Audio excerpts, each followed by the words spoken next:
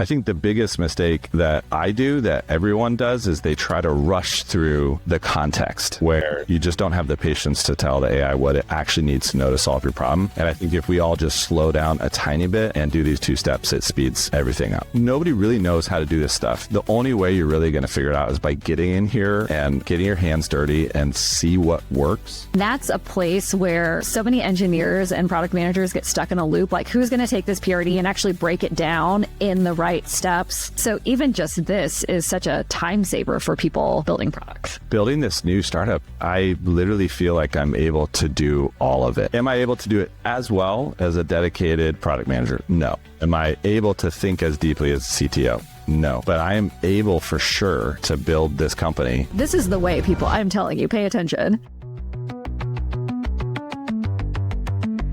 Welcome to How I AI. I'm Claire, product leader and AI obsessive, here on a mission to help you build better with these new tools. 2025 is definitely the year of the vibe coder, but you can't always vibe your way to a scalable execution strategy. In this episode, Ryan Carson, a 5-time founder with 20 years experience, shows us how he brings PRDs, task lists, and some advanced prompting techniques to Cursor to make sure he's not just vibing, he's building the right things. Let's get to it. Today's episode is brought to you by ChatPRD.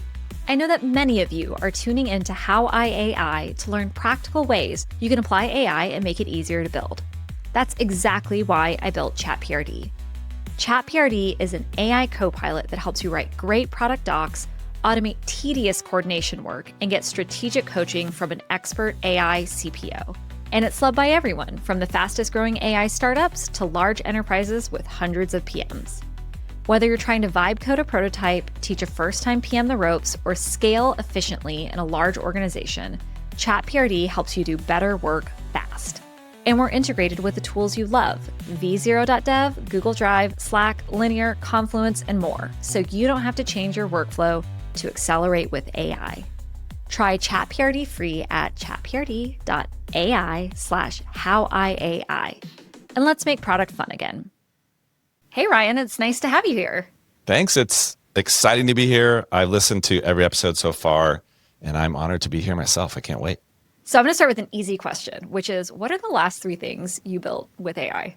I don't know if you call constantly using ChatGPT with your kids building something in AI. I feel like I'm the constant AI coach in our family, and I'm always delighted actually with what our kids are doing. And because of that, my amazing 14-year-old kiddo, Devin, he said, "Dad, I've been thinking about this game." And I said, "Well, let's build it." And so we're building a primitive little side scroller, and he's like the creative director. So it's so fun. So that's sort of thing 1 and thing 2. Mm-hmm. I would say thing 3 is the startup I'm building, which is just this huge amount of work where I'm coding. But then there's just all sorts of little quick things I vibe code, all the time. So all day, every day. All day, every day, ChatGPT and vibe coding. I'm going to make us all t-shirts and hats. I'll say buy that. that t-shirt. Okay, so one of the things that I think you do really well compared to other vibe coders is you bring some structure to the process. You're quite wise about how you use Cursor. And so I'd love for you to pull up your screen and show us how you get Cursor to follow a plan. Let's do it. So the reason why I do this is because I've been coding with AI, and you just learn as you do this that you really have to get good about context, what you're showing the AI, what you're asking the AI to do, and you end up cutting back all the things you're doing to a manageable amount of things that the AI can actually do. So the process I'm going to show you, I'm in Cursor now.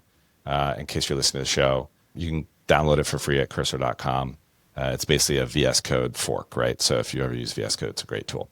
So what I've done here is open up a basic project that I vibe coded yesterday just to kind of show you what's going on. This is a stupid little CRM tool for a yacht club, because I thought that would be kind of fun. So there's that. So, all right. So say that you want to make a change in here, and it's a bigger change than just a small, a quick, hey, will you change this thing? Say it's larger. All right. So you would probably want to create a product requirement doc, right? Like PRD. And if you're watching the show and you don't know about Claire's ChatPRD, absolutely check it out because it's amazing. But if you need a lighter lift, then here's what I do. So I've created 3 files over here in my cursor rules folder, and I'll walk you through what they do and how they work. I've also open sourced these, and so we can throw those a link in the show notes for you all to grab that. So the first one is a simple instruction for the AI to create a product requirement docs. Again, Claire knows everything about this and lives this and breathes this, but to a lot of people that don't know about PRDs, right? It's how you describe a feature that you're wanting to build. And so this rule explains to the AI how to write a PRD for the user. So the way you use this is very simple, right? So I'm going to go over. And I want to pause really quickly because I love your initial prompt, which says this is a PRD that's suitable for a junior developer to understand and implement this feature. That's such an interesting little call out. Yeah, well spotted. Because again, as you code and code and code with AIs, you start to realize that they're like a genius PhD student, right? But they can't seem to connect these really simple, obvious things that you and I know. And so saying junior developer is kind of a way to instruct the AI. Let's keep this at a certain level. Yep. We've got some process. We've got some clarifying questions. You'll see this in action. I'll actually run it. Great. So let's do that. Great. So I'm going to include this file, which puts it in the context window. And then I'm going to give it a simple instruction, which I've pre-written, which is, I'd like to add a report that shows me all the boat names of members and how many emails they've been sent. This is a big deal if you're in a yacht club. You have a lot more fun use cases than I do for vibe coding. I try, So let's see what happens. So I'm going to go ahead and hit go. We're in agent mode. For those of you who are astute, you'll notice I'm using Claude 3.7 Sonnet in max mode. I actually tend to use Gemini 2.5 Pro, and it's funny, I didn't notice that I had selected that, but fine. I'm now a default O3 girl. Ooh, we'll have to talk. Yeah, and then when O3 gets stalled out, I go to 3.7 Sonnet. Right. It's funny, I'm pretty much default Gemini 2.5 Pro. I love the max mode. It is sort of expensive. I probably spend maybe $300-400 a month, but worth it. I think that's okay. Okay, so what we've got here is the AI came back and gave us some clarifying questions on the PRD. I'm going to answer a couple of these just to show you how this works. So if you're listening along, the AI has said, okay, great, I'll help you create a PRD. Have a couple questions for you. The first one is, what is the problem this report is trying to solve? Well, what problem is this? We're trying to give visibility into how many emails people are getting. All right, so that's thing one. Let's answer the second one. Who specifically will be using the report? All right, we'll say admins. Where should this report be accessible? You pick. And so there's a couple, I would say there's probably too many questions in here. But one of these things, again, that I want everyone watching to kind of get used to is you'll notice in this PRD rule file, I've done something specific here where I've said, I want these questions to be dot notation where it's 2.1 and 2.2. Because you end up, otherwise the AI would just give you a bunch of questions and it would put more than one question in a bullet point. And it becomes hard to use. So you kind of get used to this specificity, right? So I'm just going to say the rest, make your best judgment. I do the exact same prompt. I say, you pick whatever you think is best. Yeah, because I'm kind of lazy, right? So, all right, so let's do that. So it's going to fire up and start creating this PRD. Now, what I've chosen is over here, I've got a task folder, put the PRD in there, and then we're going to generate a list of tasks in a minute. So it says, okay, great. I'll now create it, and it's generating it. So that will happen in a minute. I'm going to actually nip over to my browser because I do want to show you a couple other interesting things. So first of all, this is my amazing Yacht Club member of the app that we just vibe coded. Now, we're going to pop this in the link, but this is the repo that has these prompts in it. We'll give those to you. But there's this really cool open source tool called Taskmaster. This is open source. It's completely free. And it's like a hyped up version of what I'm showing you. So it runs in as a command line interface tool. It's great. It's actually was too much for me. I wanted less power, less control, or less power, more control. So this is a great alternative to that. So I'm going to head back into Cursor. just to kind of recap where we are so far. So you have a cursor rules files that gives rules and instructions for generating a PRD. You generate the PRD in agent mode using whatever your preferred model is. That puts that PRD markdown file in a tasks folder that you've put in your repo. And now we're going to look at that PRD and show how you work through it to build something. Exactly. Okay.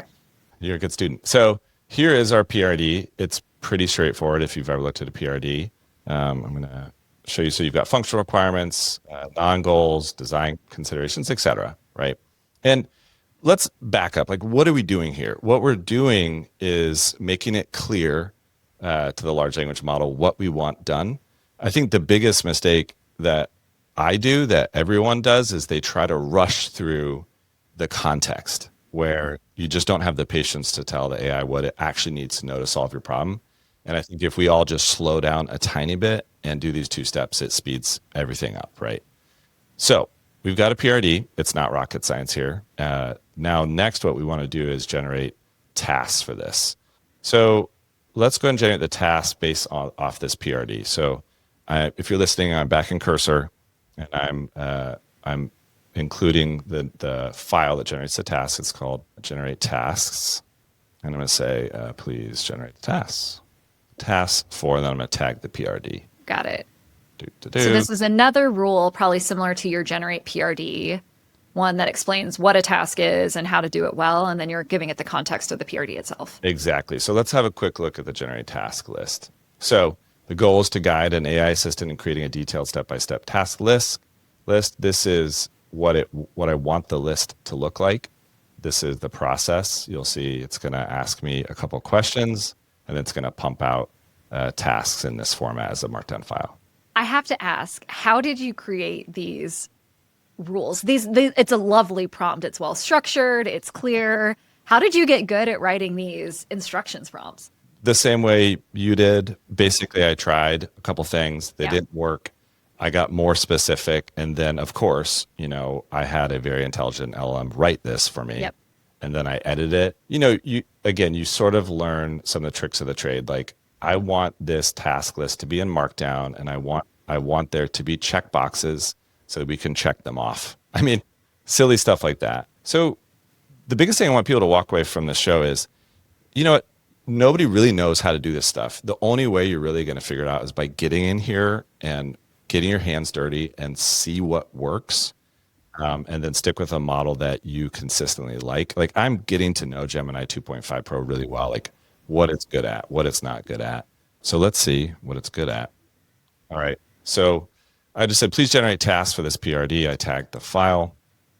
We're using a reasoning model, so we're seeing the thinking tokens kind of whiz by.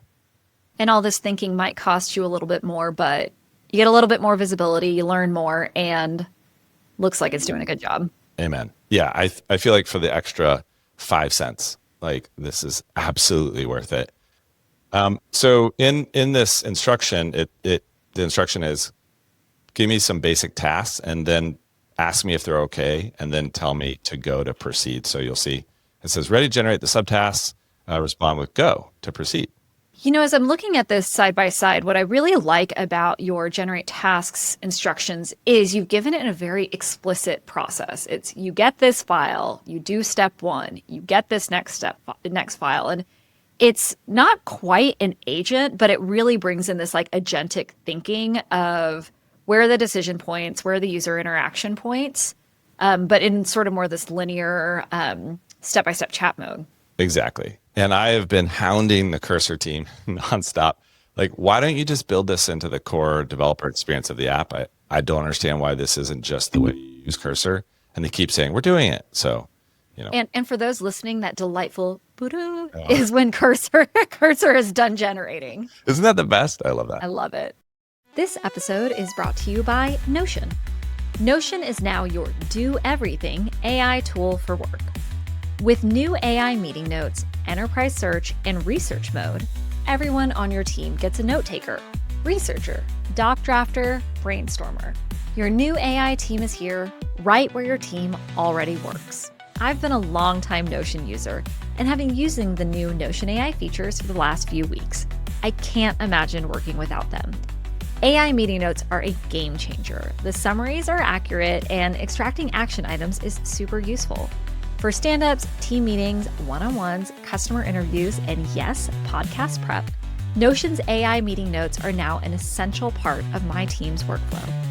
The fastest growing companies like OpenAI, Ramp, Vercel, and Cursor all use Notion to get more done.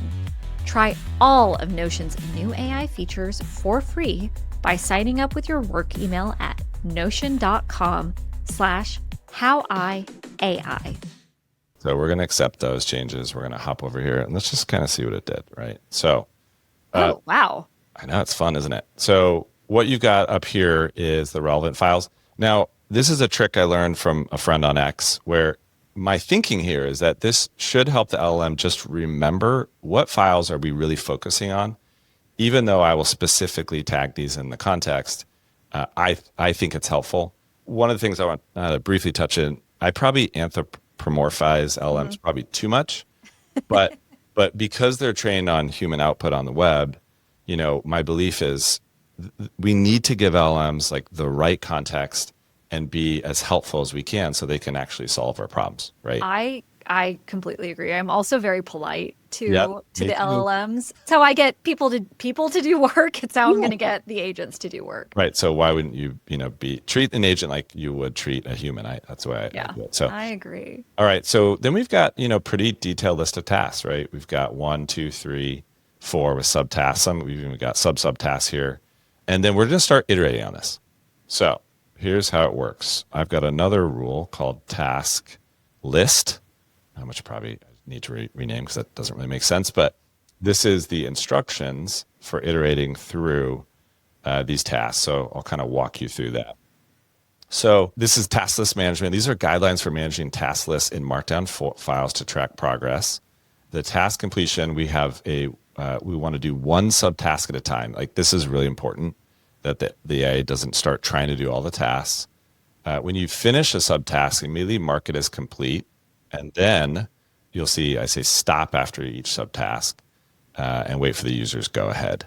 And there's just a little bit more clarity here. If people see me shaking my head, it's because I am realizing now I'm using Cursor like such an amateur.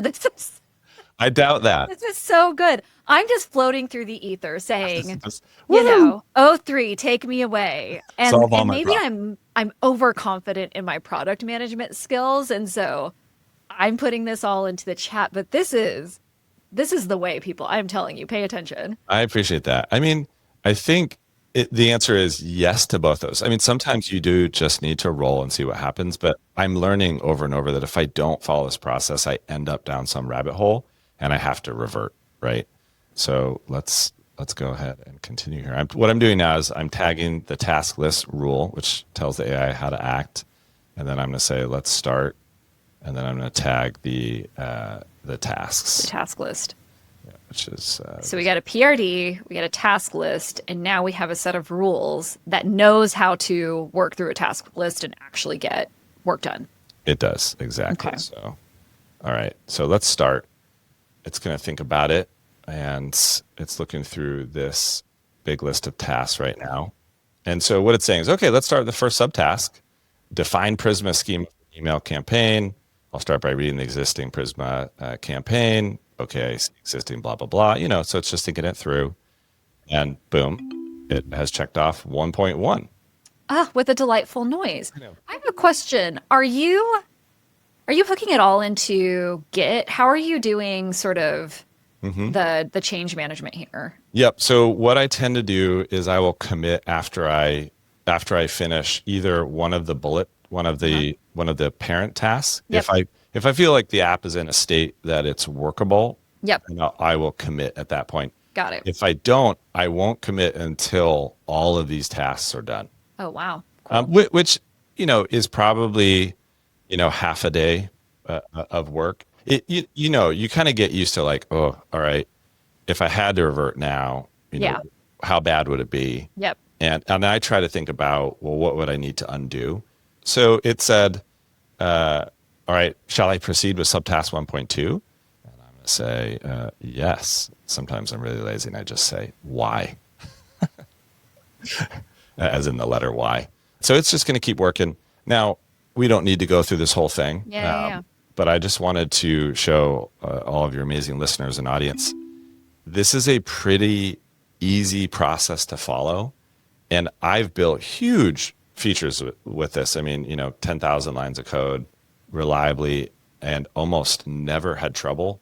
I still feel like this human in the loop part is really important, where after each task, you are kind of checking what's happening.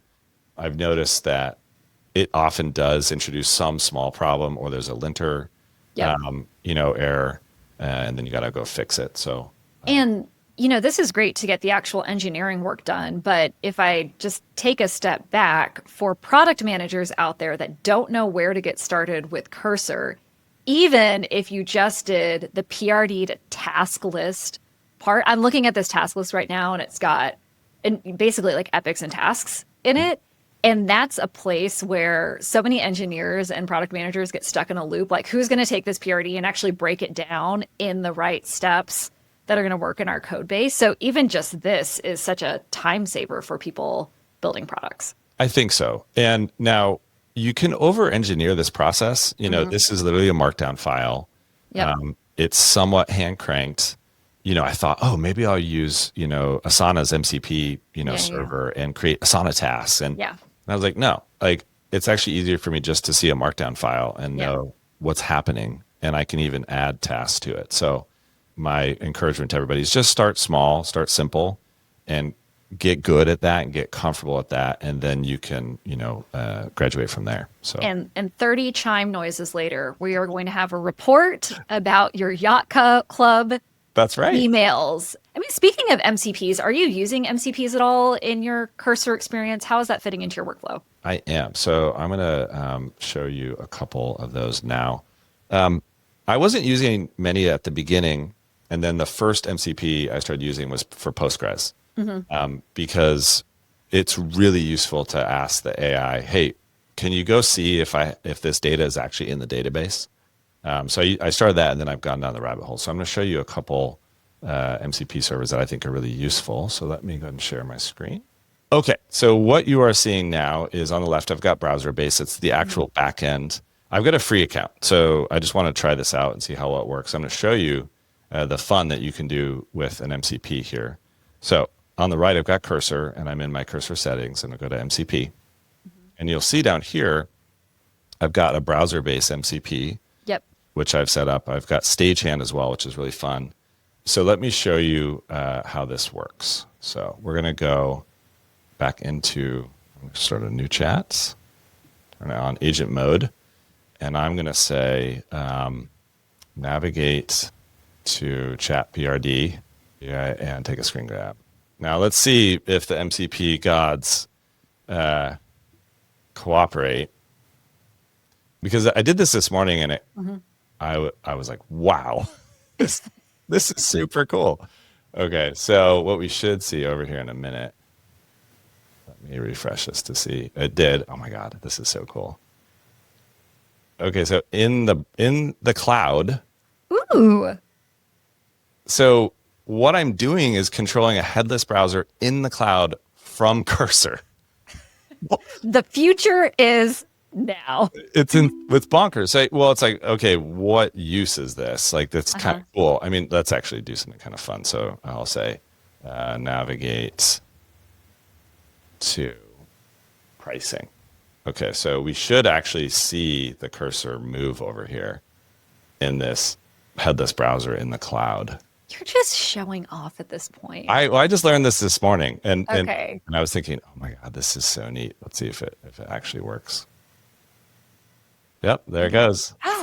Whoa. So again, besides kind of a parlor trick, like what actual use is this? I think it's going to unlock a huge amount of front end testing for me. Yeah. Right. So as you know, like it's really kludgy right now trying to squash bugs on the front end when you're like taking a screen grab and you're pasting it into Cursor and you're like, no, I mean over there. And so now we have this ability to start automating some of this behavior, right inside Cursor. So that was kind of a fun trick I thought I would show you. Now, if you're watching this, you're like, what? it really what we're doing here is I'll go back to the MCP part of Cursor.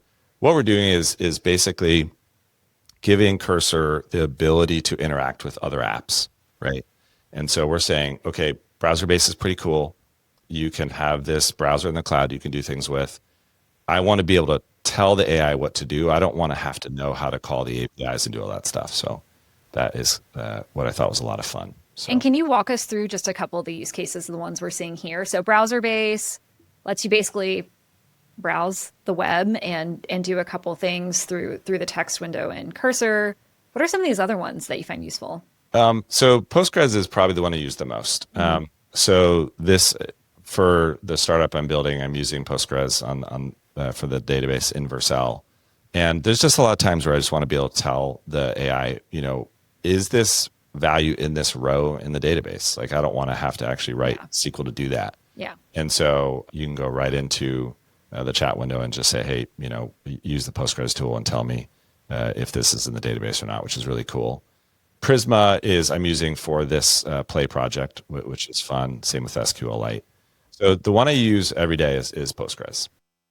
And one of the things that I love about AI, especially in the sort of dev tools stack, is it just reduces toil. And one of the pieces I feel like is toil for engineers is how many tabs you have to have open to orchestrate working across your task list, right? You have to have your project management software open, so you know like what task I'm working on and what's next. You have to have your browser open so you can do some work.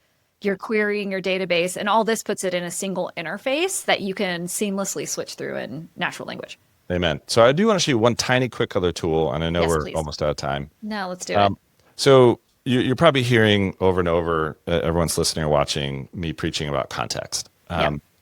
It is just so much more important than I think we understand. And again, if we anthropomorphize, it's like, well, how would you expect anybody to do anything unless you give them the right book or the right piece of paper, right?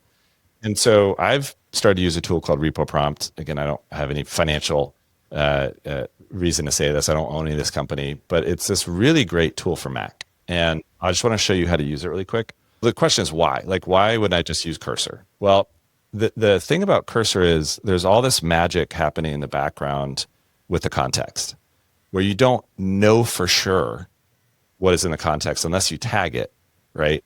Which is fine, but they sort of magic that away. And sometimes you really, really want to control the context. So what I've done is I've opened Repo Prompt. I've got the site on the left, and on the right, I've got the UI. And I've opened up the How I AI project, which is that simple yacht email app. Okay, so say that I want to throw a lot of these into a prompt to do something. So if I select the whole repo, let's go over to Compose. Down here, you can see how many tokens that is. All right, so that's 395,000 tokens. Okay, that's way too many. So let's go ahead and reduce that. So, all right, I know I want some stuff in the app folder. All right, why is it so big? Now we're at 324,000, still too big. So I think it's probably generated. So you get rid of that. Okay, good. Now we're at 12,000 tokens. So the point is if you know what context you want, Repo Prompt is a really powerful way to do that. So I'm going to go ahead and select components, lib. Let's open up the schema for Prisma, and scripts. All right. Now what? So I go up here and I put in a prompt. How can I improve the maintainability of this code? And then you can do some other neat things like I want to include a stored prompt, and I'm going to use the architect version. Now, what is that? Well, that is a prompt that Repo Prompt has written already with a bunch of kind of power moves in it, right? It should act like an architect versus a dev. So now I go down to copy, and I'm going to say I want to include the saved prompts, I want to include the files, and I want to include the user instructions, and I'm going to click copy. Now what? Well, I'll show you. So let's go over to O3. Now I could go over to Cursor, but I don't know exactly what Cursor is going to do to my context. Instead, I'm going to paste it in here. Now, what is this? What you've got, let's start at the bottom. It's basically putting everything in XML tags, right? So you've got user instructions. So that was the prompt I put in. Then the meta prompt is telling it how to to execute the prompt and the files that it's including. Let's go up here. So file contents. This is kind of the key. So each file is included, and it's demarked specifically like this. So it says the file with the actual path, and it's very specific. It's saying to the AI, this is exactly the context you need, and it's super clear. And then you can execute some sort of prompt on that. I do this for like heavy lifting stuff, where I used to do this all the time with O1 Pro, where I would go into Repo Prompt, I would select exactly the right context, and then I would go into O1 Pro and say, think super hard about this. I've given you exactly the right context, and you get amazing answers because of that. Yeah, and these new models have such big context windows, but I'm not copying and pasting 12,000 tokens into the chat window. Right. But this tool just does it for you. Really interesting. Oh. And then you're getting less of a black box here. Less of a black box. Mm-hmm. Yeah. And, and I have a feeling that this stuff will probably go away. I think, the context windows are going to get bigger. Tools like Cursor are going to get better at managing context, but right now you have to do all this stuff. Like you can't just wave your wand and hope the LLM is going to write all the right stuff for you. That's what I've been doing. So now I have a better process to follow here. Okay. Anything else really important in your stack you need to tell us about? The most important thing is this. So let me share my screen. So this is Tiesto's live set from New York City. So this is how I actually code. I just turn on some EDM and late at night, code after everyone goes to bed listening to amazing EDM. And that is an important part of my stack. So if I could ask for an additional Cursor feature, it would be AI-generated streaming EDM matched to the generation pace of your tokens that ends with a drop instead of that cursor. I would pay extra money for that. You heard it here first. Forget all this task management context window stuff. Forget about that. I want Let's bring in the fun. Okay, we'll spend 3 minutes on lightning round questions. 1, you're a builder, you're a founder. It's clear how this technology is changing the building part of things. How is it, in your mind, changing the company and the founder side of things? Wow, it's a complete rewrite. So I've been fortunate to start 3 companies and see them acquired. And one of them, we had about 110 employees, and I had a CTO and a VP of Eng and, product managers. And building this new startup, I literally feel like I'm able to do all of it. Now, am I able to do it as well as a dedicated product manager? No. Am I able to think as deeply as a CTO? No. But I am able for sure to build this company by myself. And I mean, you're doing this with Chat PRD. I mean, it's bonkers to me that it's actually possible. So I just can't wait for the future. I could not agree more. Okay. And then, of course, you showed us how you're a very thoughtful and organized product manager and manager of your AI. But it sometimes doesn't listen. So what do you do? What's your tactic for really getting it back on track? So I'm just too nice. I just say, please think harder about this. Like, I know you can do this. Think again about it. And I'm just not a mean person. So as much as I want to say, God damn it, I don't. I have a hypothesis that this is actually a parenting thing, because I do the same thing. I say, I believe you can do this. I believe in you. I believe you can. I believe you can. Well, that's amazing. Ryan, where can we find you and how can we be helpful? I am on X all the time. So x.com/Ryan Carson. And if you want to know a little bit more, just head to ryancarson.com, and that is me. Great. Well, thank you so much. It's been a blast. Thank you. Thanks so much for watching. If you enjoyed this show, please like and subscribe here on YouTube, or even better, leave us a comment with your thoughts. You can also find this podcast on Apple Podcasts, Spotify, or your favorite podcast app. Please consider leaving us a rating and review, which will help others find the show. You can see all our episodes and learn more about the show at howiaipod.com. See you next time.